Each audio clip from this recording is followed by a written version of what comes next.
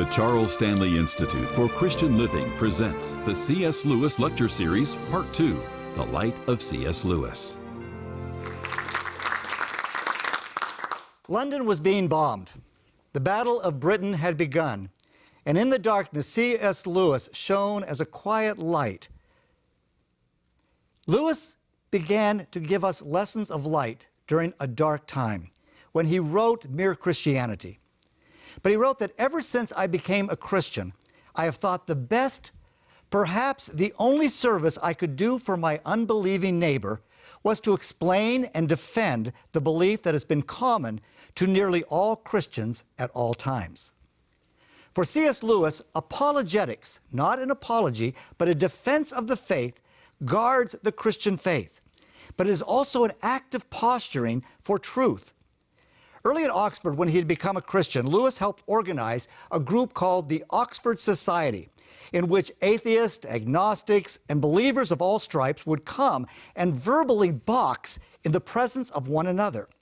Lewis was the Muhammad Ali of debaters. He would float like a butterfly and sting like a bee, always ready to listen, discern, and speak forth what he saw as error, stupidity, or simply bunk. The key issue for Lewis was to define the central issue and keep it before the audience's mind at all times, forcing the debate continually back to what is it we are talking about. Lewis recognized that all audiences are like sheep, and they will stray down any path.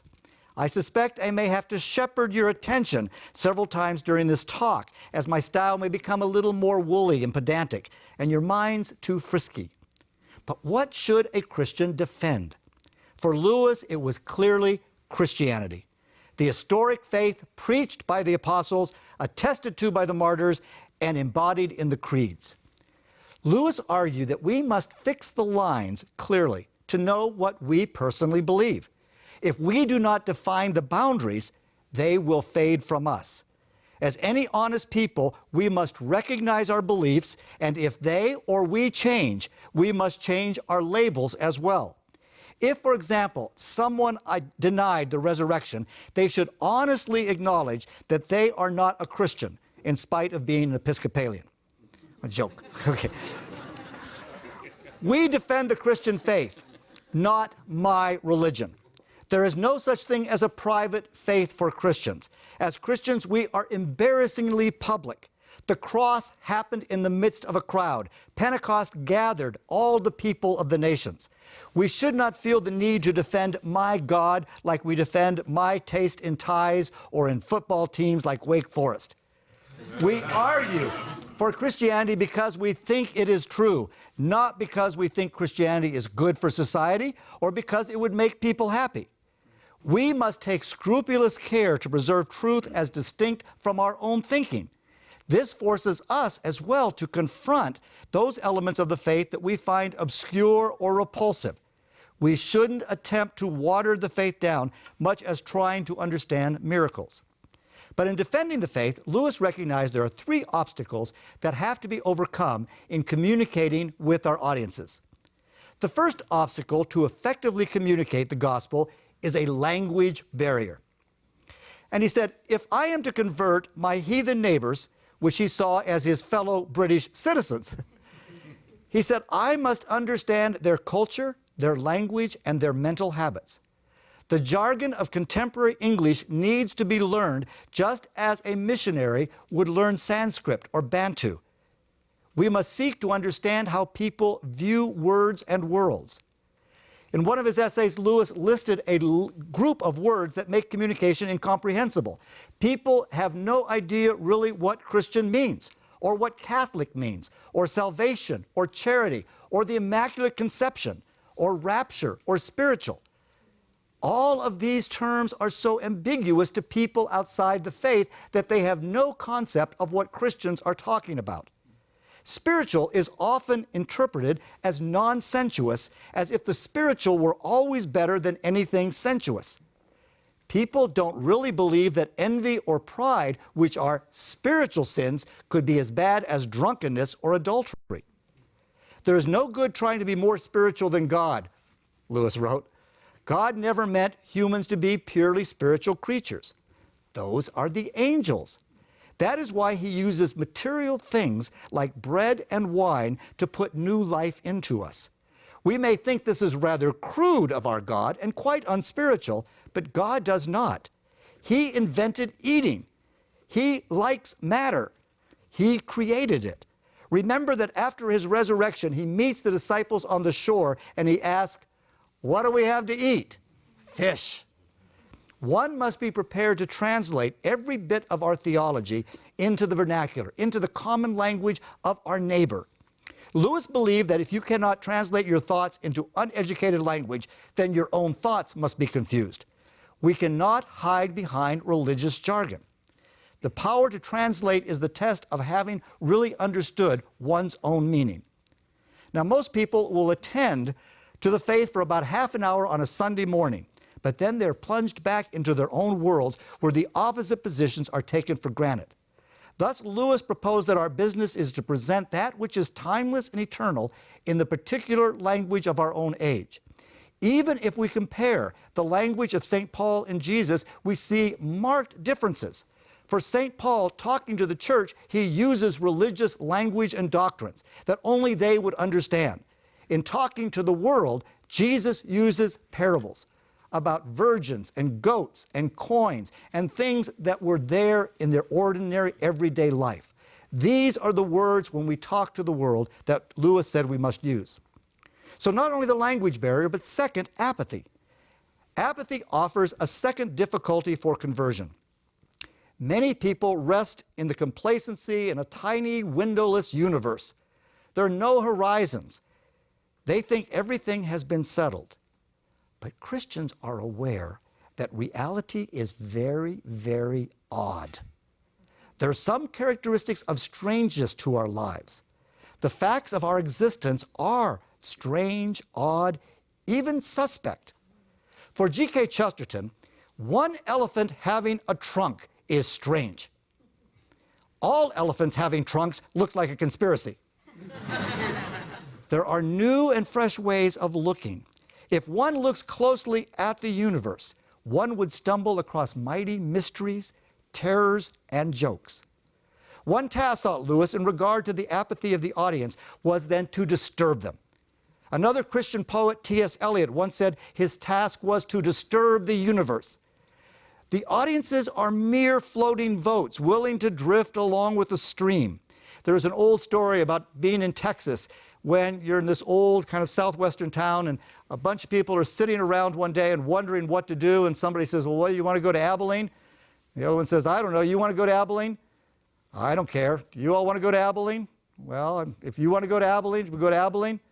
And so before air-conditioned cars, they load up in the station wagon, 15 of them, and they head up to Abilene. They get there and they go, "I didn't want to come to Abilene. Did you want to come to Abilene?" "I didn't want to come to Abilene." We all float in life going to Abilenes instead of making those choices that says, this is who we are, this is what we want, this is what is important. Floating is a very agreeable operation. A decision costs something. We each need to decide to vote with our lives and commit ourselves. Our leisure, wrote Lewis, even our playtime, is a matter of serious concern. There is no neutral ground in the universe. Every square inch, every split second is claimed by God and counterclaimed by Satan. We must vote and choose with each act which direction we are headed in our lives, the road to Jerusalem or away from Jerusalem. Third, Lewis argued there's a total absence of any sense of sin or of wrong that we have done. If anything, we all feel like we're victims of this world. Thus, without a sense of our own personal problems, before we will welcome a remedy, we must be convinced of the unwelcome diagnosis. However, to awaken the consciousness of our hearers is a risky business. Lewis analyzed his British audience of the 1950s and deduced that it is no use trying to awake your audience to sins that they do not commit or to things they do but they don't regard as sin. They are not usually all drunkards. They are mostly fornicators, but they don't feel fornication to be wrong. It is therefore useless to dwell on either of these subjects for most people. Perhaps the best way to begin is with the sin that has been your own chief problem during the last week. One is often surprised at the way that this shaft goes home. Our effort is to get their minds away from committing murder or some large crime and down to the brass tacks of their life, to the whole network of spite, of greed, of gossip, of envy, of unfairness, and conceit in their lives, of ordinary decent people like themselves and ourselves. To these three problems, Lewis addressed himself as he sought to communicate his faith in a language they would understand that would rouse their guilt and get them to vote. Now picture, if you will, a modest hulk of a man in a tweed jacket, baggy trousers, looks like a rumpled bed, with twinkling eyes and a booming, jovial voice, continually fiddling with his pipe and making you feel that there is nothing else in the world he would rather do but sit and listen to you. This ministering angel is C.S. Lewis, and he comes onto British radio to talk to people. He had a chief fame, as we mentioned in his little book, The Screwtape Letters. As this book thrust him into the limelight, a Dr. James Welch, the director of religious education broadcasting for the BBC, was impressed with another of Lewis's books called The Problem of Pain. And so he wrote Lewis and said, "Would you be willing to help us in 1941 on the work of religious broadcasting? I know the microphone is a limiting and often an irritating instrument, but the quality of your thinking and depth of your conviction, which I find in your book, ought surely to be shared with a great many other people. So I have an idea that you could give a series of talk on something like The Christian Faith as I See It by a Layman. I'm sure there's need of a positive restatement of the Christian doctrines in language that people would understand." Now, while Lewis may have cringed at the thought of speaking into this harsh and bellowing contraption of the radio, and he cared much less for traveling up to London, regarding such trips as a royal inconvenience, he was intrigued of becoming a missionary to his own people. He thought he would try to translate the faith in a language that the British could understand during this time of war and trouble the consciences of those who felt no guilt. So 3 days later, Lewis accepted the invitation and offered to give the talks, starting with the idea of the objective nature of right and wrong. He felt the first step was to help his audience recover a sense of guilt, to make them feel bad about themselves. And he would only mention Christianity at the end of his lectures, preferring not to unmask his battery until then. He suggested suitable titles as These Humans or The Art of Being Shocked. In August 1941, just as Vichy France was collaborating with the Nazis, Lewis delivered four 15-minute talks on Wednesday evenings. And the challenge was not going less or more than 15 minutes. He had to be so exact in his case for Christianity, because there had been strict regulations on the BBC during the war, because the censors felt that any silence would allow the British traitor, Lord Haw-Haw, to fill the gaps with propaganda from Germany. So Lewis had to be very exact in his speaking. Lewis's voice was to become the second most recognizable and familiar voice on the British broadcasting radio during the war years, due to this series of talks that became Mere Christianity. World War II was both a stressful and heroic time for the British people.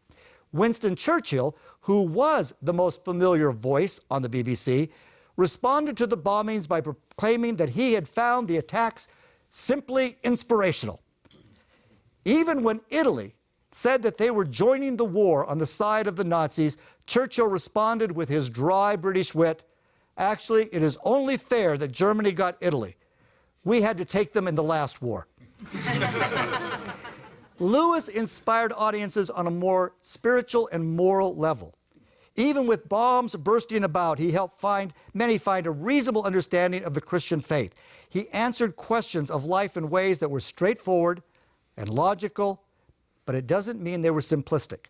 He did get many letters from this whole experience, some that signed themselves, "Yours, Jehovah," and others that began, "Dear Mr. Lewis, I've been married to a man for 20 years that I don't like."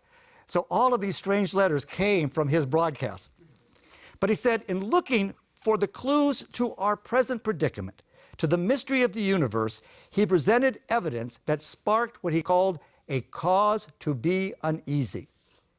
Imagine, he said, that you've just spent a day with a doctor and he or she announces gravely that something is very wrong, that you have a cause to be uneasy. Or perhaps the news broadcaster announced that the Germans will be bombing tonight. You tend to listen very carefully. There is cause to be uneasy. But he begins with a very ordinary phenomenon, a very ordinary sin that all of us have experienced. Every one of us, he says, have heard people arguing and quarreling. In fact, we may have quarreled ourselves with someone. Quarreling indicates that two people argue over what is right or fair or just. Quarreling means trying to show the other person that he or she is wrong. Each person appeals to some kind of standard of behavior that he expects the other person to know about and recognize. And the other person very seldom replies, "Forget your standard. I'm going to live like this." So both parties, Lewis said, act as though they were aware of some kind of law or rule of fair play and decent morality. Now, this argument took on piercing significance during the war, from which Lewis took very vivid examples. He argued that the whole human race thought a moral law was obvious to everyone. If they were not, then all the things we say about the war is nonsense. What is the sense in saying that our enemies, the Nazis, are wrong unless right is a real thing which the Nazis at the bottom of their hearts knew as well as we did and ought to have practiced? If they have no notion of what we mean by right, then though we still might have to fight them, we could no more have blamed them than for the color of their hair. Lewis argued that the silly idea that what is right is culturally conditioned and relative does not accurately look at the remarkable common morality among all different historical and cultural civilizations. What cultures champion cowardice, treachery, deception, selfishness, greed, adultery, over courage, valor, fidelity, honesty, and integrity? Of course, besides Washington, D.C. What culture ever does? Lewis called this the law of right and wrong, the natural law, or what he called the Tao, T-A-O. In fact, Mortimer Adler, who is a great philosopher, has created this great collection of Western books, the great books of the Western world, everyone from Sophocles and Plato's all the way up. And the first supplement that came out was one of Lewis's books called The Abolition of Man. It was such an important book talking about this moral law that is there, the Tao. He says, in this brilliant work, he says the Tao, basically, this moral law, is something that we share with almost all of humanity. Everyone at all times in every country and place believes that loving your family and your neighbor is important. There are duties to your parents and your elders. There are duties to children and posterity. There are laws of justice and mercy. We all believe that these things are real and objective. So recognizing a universal set of moral rules imprinted on our own nature helps us to recognize that there is a right and there is a wrong. Now, he says, now we have cause to be uneasy. Let us look at our own personal behavior. And we find an unsettling fact in the mirror of the self. We find, Lewis pointed out without regard to our egos, that none of us is actually keeping this law of nature. If there are any exceptions among you, he writes, I apologize. You had much better listen to some other program, for I am not going to say anything that concerns you. And now turning to the ordinary human beings who are still left, Lewis said, we must recognize two key points for all clear thinking about morality. These 2 points are fundamental for Lewis and help to explain the need for God. First, he says, human beings all over the world have this curious idea that they ought to behave in a certain way and can't get rid of it. All of us know there are certain things we ought to do, even if we disagree with what that is personally. But we all know there is an ought on our lives. The second point is, we do not, in fact, behave in that way. We know that we should live in a certain way, but we don't do it. Even our own personal standards. We cannot get rid of this idea that we ought to live in certain ways. We find a law that none of us has made, but which is pressing upon all of us all the time. And we continually try to escape it, making up excuses and blaming others. Well, if you really knew my husband, my wife, my neighbor, my pastor, my boss, my mother-in-law, if you knew these people, you would see why I am. But Lewis says, no, we know there is something wrong in our own hearts. Looking at things from the outside is the purview of science. But there's one thing Lewis says we can see from the inside. That one thing that we know so well is our own soul. We have inside information. The only packet or letter we are allowed to open is being a human being, the particular packet called the self. So Lewis tried to get us to face the facts of our condition, and they are frightful, even terrifying facts. We have something wrong in our lives, and we cannot fix it and learn to be good. We know we should do this, but we don't. Even if it is a small thing, there is something that everyone has, they know they should do, and they don't do it. So, wrote Lewis, we need to see these facts to have our eyes open to truth. Lewis intended to shock and disturb his audience in order to awaken them. And you may remember at this time, the British Prime Minister who had just stepped down was Neville Chamberlain. And Neville Chamberlain had acquiesced with the Nazis and basically let them do anything they wanted. He had led many to believe that everything would be jolly well, that there was no cause to be uneasy. And so Churchill comes and replaces him because Churchill recognized there are problems here and we do need to deal with them. For his second series of BBC talks on what Christians believe, Lewis sent copies to 4 clergymen, to Anglicans, Methodists, Presbyterians, and Roman Catholics. He didn't know any Baptists at the time. Lewis acknowledged that he didn't have time to make subtle distinctions among these faith traditions, but had to find common beliefs, acting much like a bull in a china shop. One thing I can promise you, though, wrote Lewis, in spite of all the unfortunate differences among all these Christians, what they agree on is still something pretty big and pretty solid, big enough to blow any of us sky high. And if it happens to be true, what all of these people believe, it's quite ridiculous to put off doing anything about it simply because Christians don't fully agree among themselves about little things. That's like a man bleeding to death refused medical assistance because he heard that some doctors differed about the treatment of cancer. For if Christianity is true at all, it's as serious as that. First, Lewis tells us there's one thing that Christians don't need to believe. If you are a Christian, you do not need to believe that all other religions are completely false or simply wrong all the time. As a Christian, you are free to think that all these religions, even the strangest of them, contain at least a hint of truth. An atheist has to believe that the main point of all religions is simply one big mistake. Thus, ironically, Christians hold a more liberal position. It should be made clear, Lewis wrote, that we are not pronouncing all other religions to be totally false, but rather saying that wherever there is truth in any other religion, it is God's truth. All truth belongs to God. As in arithmetic, Christians believe there is only one right answer, even if some of the other answers are closer to being right than others. The first division, Lewis notes, is simply between the majority of people who believe in some kind of God or gods versus a minority who do not.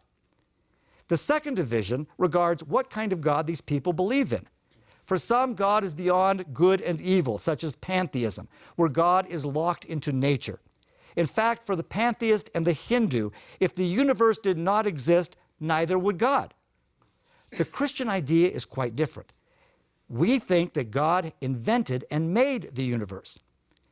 Now, confronted with a cancer or a slum, the pantheist would say, if you could only see it from the divine point of view, you would realize that this also is God. The Christian replies, don't talk damned nonsense. Now, one listener complained that Lewis used the word damned here as frivolous swearing, and Lewis said, I mean exactly what I say. Nonsense is damned if it's under God's curse and apart from God's grace leads those who believe in it to eternal death. It is a damned nonsense. For my part, wrote Lewis, I've sometimes told my audiences that the only two religious approaches worth considering are Christianity and Hinduism. Islam is only the greatest of Christian heresies, going back to Abraham their father. Buddhism only the greatest of Hindu heresies. Real paganism is dead. All that was best in Judaism and Platonism survives in Christianity. There isn't really, for the adult mind, this infinite variety of religious options to consider. There are only a few instead of all of these.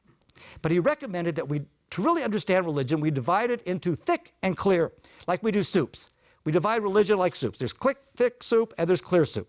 By thick, he meant those which have orgies and ecstasies and mysteries, and there's death and there's blood, and there's something wild and unrestrained like the Mardi Gras, the carnival, and university campuses.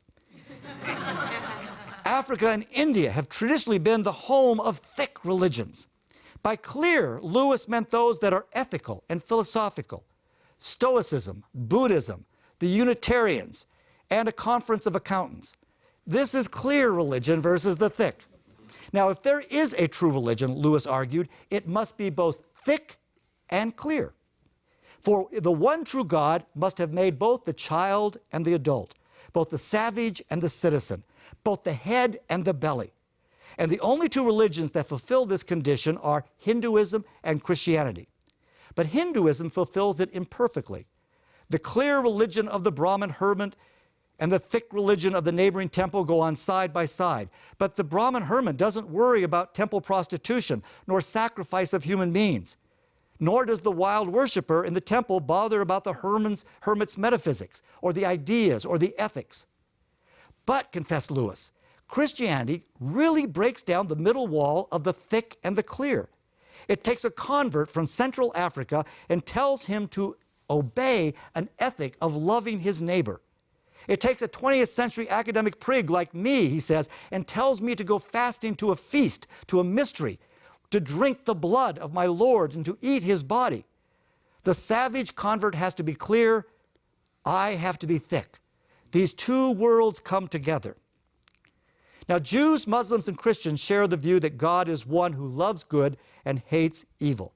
This position holds that God created and transcends this world. But a problem arises. Where did the world go wrong? This criticism is based on a sense of justice and goodness. But where do we get the ideas of justice and goodness? Lewis saw only two explanations for these facts. Dualism is the belief that there are two equal and independent powers at the back of everything. One's good and the other's bad. And the universe is the battlefield in which they fight out an endless war. But how do we decide which one's good and which one's bad? By the one that wins? By what standard is one power good and the other one bad? Who is to say that the good, which is the good and which is the bad? Even Nietzsche recognized this issue and proposed that the only thing beyond good and evil in this dualism world is power. The one who has the power is going to define who's good. However, Christianity defines this world as basically good that has gone wrong. It's been crooked, spoiled, ruined, one that falls short of what it's meant to be. And so for Lewis, the Christian view is the only viable one. Everything created was good, but like milk, it spoils. Everything goes sour. Badness is only spoiled goodness. Wickedness turns out to be the pursuit of some good in the wrong way. Even the devil is a fallen angel who was created good. Look at our own bodies. The fall in gravity shows us a tendency for it to go bad. Parts begin to fall, droop, wrinkle, and sag. Eyes, jowls, bellies, and other more delicate and unseemly aspects of our anatomy still suffer the effects of the fall. They fall and fall and fall. But I freely admit, acknowledged Lewis, that real Christianity goes much closer to dualism than people think.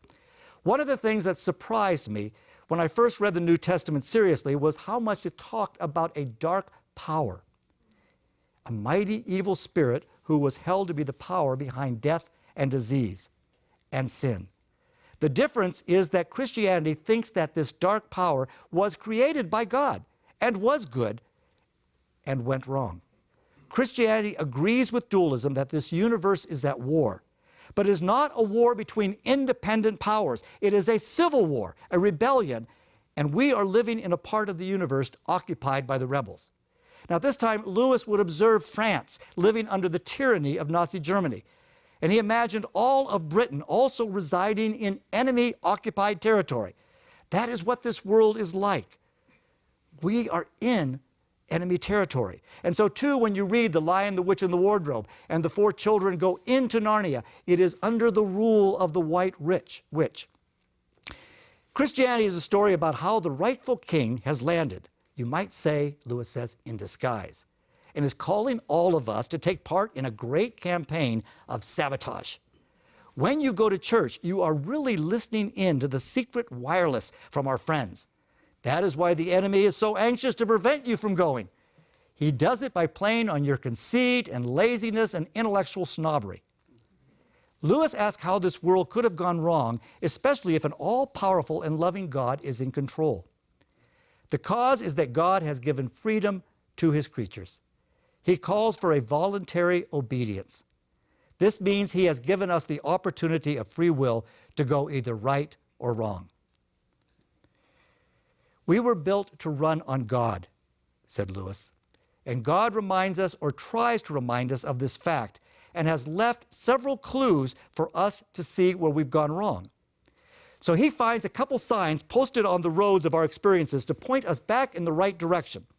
The first thing, he says, that God left us a conscience, a sense of right and wrong. We all have that which haunts us. And even if you are the most hardened sinner, you still know that there is a right or a wrong, and it haunts you. Secondly, he said God sent the human race good dreams, those bizarre stories that are scattered in all the heathen religions about a God who dies and comes back to life again. And by this God's death, he somehow puts us right with all of life. And so there's that story in every religion. And Lewis says it should be there, because when you have one grand light, you should see shadows all over the place, and the same myth that is there. But the story, he says, then happens a little differently, because God, third, selects one particular people, the Jews, and he spends several centuries hammering into their heads the sort of God he was and what he wanted from them. He chose this people. He said, "You are my people, and through you I will bring salvation and light to the world." But finally then comes a big shock. Among these Jews, there suddenly turns up a man who goes around talking as if he were God. He claims to be from the Father. He claims to forgive sins. He says he's coming to judge the world at the end of time. Now, from a pantheist, one might expect such silly talk. But from a Jew, these kinds of claims are preposterous, even blasphemous. The prerogative is only of God. It is upon this person of Jesus that our whole world hinges. The crux of this issue was spelled out compellingly by Lewis in a famous passage from Mere Christianity. I'm trying here to prevent you from saying the really silly thing that people often say about Jesus. I'm ready to accept Jesus as a great moral teacher, but I don't accept his claim to be God. That's one thing, Lewis says, you mustn't say. A man who was merely a man and said the sort of things Jesus said wouldn't be a great moral teacher. He'd either be a lunatic on the level of a man who says he's a poached egg, "Hi, I'm a poached egg, I'm the Son of God," or the devil of hell himself. Of course, you can take the line of saying he didn't really say these things, but his followers invented them. And just as kind of in passing, when I was teaching at William & Mary, one of my Jewish colleagues said that he would announce to his first-year classes that there was no such person as Abraham or Moses. They were basically constructed by Israel later on. And I said, well, people have also said there was no Holocaust. And you realize, no, their history is very important, and these people are there. And so he's saying now maybe the disciples just made these things up. But that's only shifting the difficulty. They were Jews too. The last people who would invent such a story, the people who had never said anything about that sort about Moses or Elijah. That theory only saddles you with 12 inexplicable lunatics instead of one.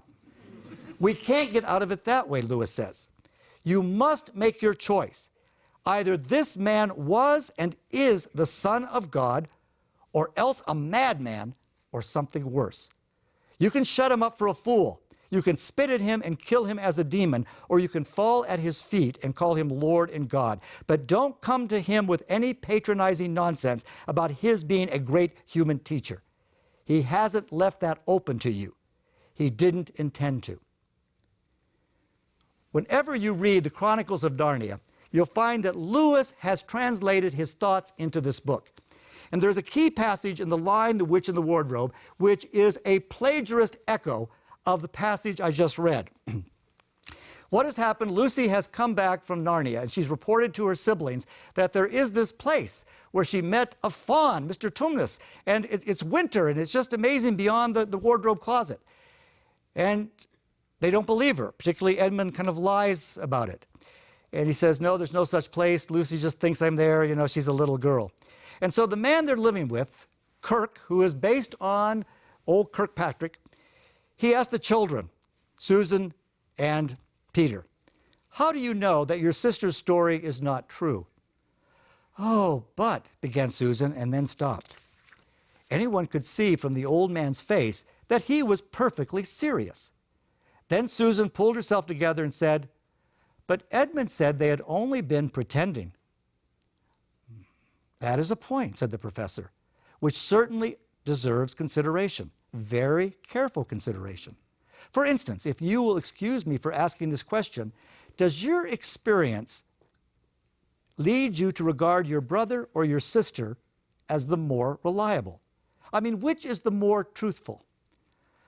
That's the funny thing about it, sir, said Peter. Up until now, I would have said Lucy every time. And what do you think, my dear, said the professor, turning to Susan.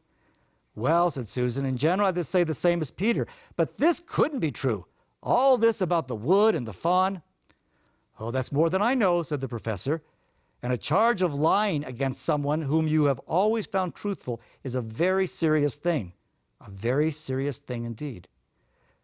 We were afraid it might even not be lying, said Susan. We thought it might be something wrong with Lucy. Madness, you mean? Said the professor quite coolly. Oh, how can you make up your minds about that? One has only to look at her and talk to her to see that she is not mad. But then, said Susan, and stopped. She had never dreamed that a grown-up would talk like the professor, and she didn't know what to think. Logic, said the professor to himself. Why don't they teach logic at these schools? These are the only three possibilities. Either your sister is telling lies, or she is mad, or she is telling the truth. You know she doesn't tell lies, and it's obvious she is not mad. For the moment then, and unless any further evidence turns up, we must assume that she is telling the truth. Is he a madman, a lunatic, a liar, or the Son of God? So Lewis translates it into Narnia. For Lewis, one must decide on this central issue, this central Christian belief that Christ's death has somehow put us right with God and giving us a fresh start. We have been rebels. We need to surrender, to repent, and lay down our lives. Now, when God does invade, it will be the end of the world, says Lewis. And so we must choose before he comes back. And we must get other people to choose. We would not think highly of a Frenchman who decided to join the Allied cause once the Allied had crossed over and defeated Germany. But he also now raises the idea of Christian morality. In many people's minds, the idea of morality is the sense of God snooping around trying to catch us at something like our parents always did. Moral rules should be seen as directions for running a human machine. Every moral rule is there to prevent the breakdown. Lewis points out several ways in which our machines go wrong. One is when human beings drift apart from each other or else collide with another and do damage to each other by cheating or bullying or lying to one another. The other is when things go wrong inside the individual. Now you can get this idea plain if you think of us as a fleet of ships. Some of us are Titanics, some of us are rowboats. And this is also the time of Dunkirk, and his brother was rescued from Dunkirk. And so this fleet of ship idea is very vivid in Lewis's mind. The voyage will only be a success for this fleet in the first place if the ships do not collide in one another's way. And secondly, if each ship is seaworthy and has her engines in good order. As a matter of fact, you cannot have either of these two things without the other. If the ships keep having collisions, they will not remain seaworthy for very long. On the other hand, if their steering gears are out of order, they will not be able to avoid collisions with other boats. But there's one more thing. We must ask where the fleet is trying to get. However well the fleet sails, its voyage will be a failure if it were meant to reach Norfolk and ends up in Calcutta. We must know the general purpose of human life as a whole, the meaning of what we were made for. Lewis found that people often think wrongly of Christian morality as a kind of bargain in which God says, if you keep these rules, I'll reward you. And if you don't, I'll do the other thing. Lewis says, I don't think that's the best way to look at it. I would much rather say that every time you make a choice, you are turning the central part of yourself, the part of you that chooses your will, into something a little different from what it was before. And taking your whole life as a whole, with all your innumerable choices, all your life long, you are slowly turning this central thing of yourself either into a heavenly creature or into a hellish creature, either into a creature that is harmony with God and with other creatures and with its fellow creatures and itself, or else one that is in a state of war and hatred with God, with others, and with itself.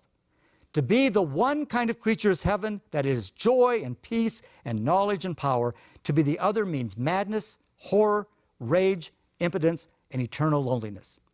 Each one of us, Lewis warns, is turning ourself into one of these two creatures. We are progressing towards one state or the other. So Lewis calls his listeners to train the habits of their hearts, to rehearse goodness. It is not their goodness that saves them. It is Jesus that saves them, but it is what they do once they have been saved.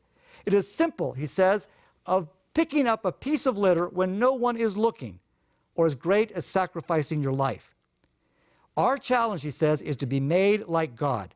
But such a chain, writes Lewis, would be like transforming a statue from being a carved stone to being a real man. And this is precisely what Christianity is about. The world, he says, is a great sculptor's shop. We are the statues, and there is a rumor going around the shop that some of us are someday going to come to life, to abundant life. Now that was in Mere Christianity. When you go to The Lion and the Witch in the Wardrobe at the end, after Aslan has been resurrected, they come upon the courtyard where all of the fauns and dryads and everything have been petrified. They're all stone statues. And they come and they see them. Susan and Lucy come bounding up with Aslan. Then, without waiting a moment, he whisked around, almost as if he had been a cat chasing its tail, and breathed on the stone dwarf, which was standing a few feet from the lion with his back to it. Then he pounced on a tall stone dryad, which stood above the dwarf, and turned rapidly aside to deal with a stone rabbit on his right, and rushed on to two centaurs. But at that moment, Lucy said, "Oh, Susan, look at the lion." Now, I expect that you've seen someone put a lighted match to a bit of newspaper that is propped up in a grate against an unlit fire. And for a second, nothing seems to happen. And then you notice a tiny streak of flame on the bottom of the newspaper creeping up along the edge. It was like that now. For a second after Aslan had breathed upon him, the stone lion looked just the same. Then a tiny streak of gold began to run along his white marble back. Then it spread. Then the color seemed to lick all over as the flame licks over a piece of paper. Then, while his hindquarters were still obviously stone, the lion shook his mane, and all the great, heavy stone folds rippled into living hair. Then he opened a great red mouth, warm and living, and gave a prodigious yawn. And now his hind legs had come to life. He lifted one of them and scratched himself. And then, having sight of Aslan, he went bounding after him and frisking round him, whimpering with delight and jumping up to lick his face. This is our story of our transformation, that we are like statues, but the fire of the Holy Spirit begins to work up our edges, and suddenly we come to life and realize the one who has brought us to life. Our challenge is to be made like God. And Lewis gives us two stories at the end, two pictures, and may I put these into your mind. One is the story you've all read and seen called Beauty and the Beast. The girl, you remember, had to marry a monster, like all girls, for some reason. And she did. She kissed it as if it were a man. And then, much to her relief, it really turned into a man and all went well. The other story by Max Beerbohm is called The Happy Hypocrite. The Happy Hypocrite was such an abusive and mean man that he had to leave his village, and when he did, he wore a mask of a good person on his face and went to a faraway village. And when he went there, he fell in love with a young belle of the village. And as he loved her, over time he finally fell in love and asked her to marry him. And he was about to be married when some of his old colleagues and cronies from the old village came, and they were to tear off his mask. And when they ripped off his mask, his face had become the face of the mask.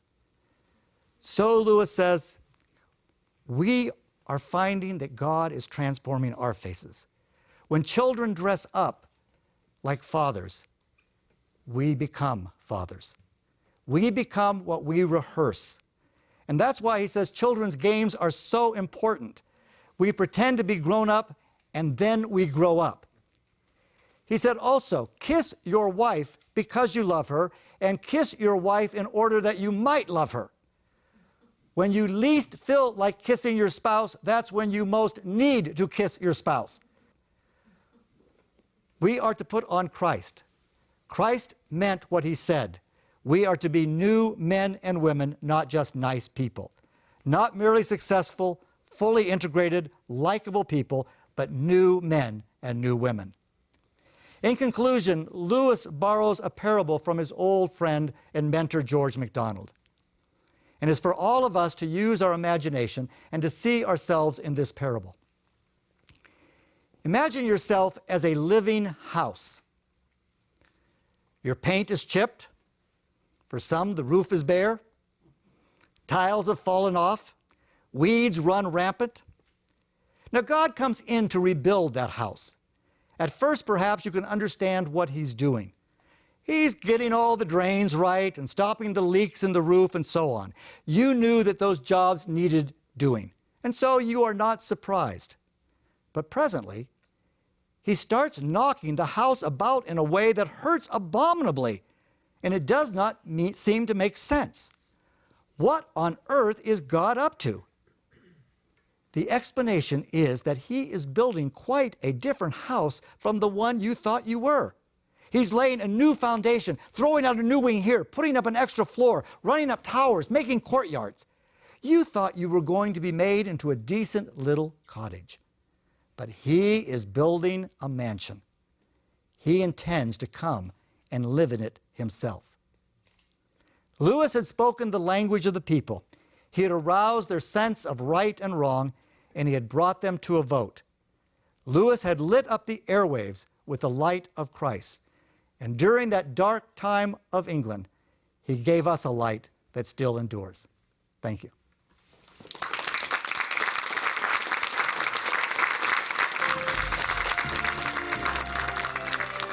Thank you for joining us for Part 2, The Light of C.S. Lewis, brought to you by the Charles Stanley Institute for Christian Living.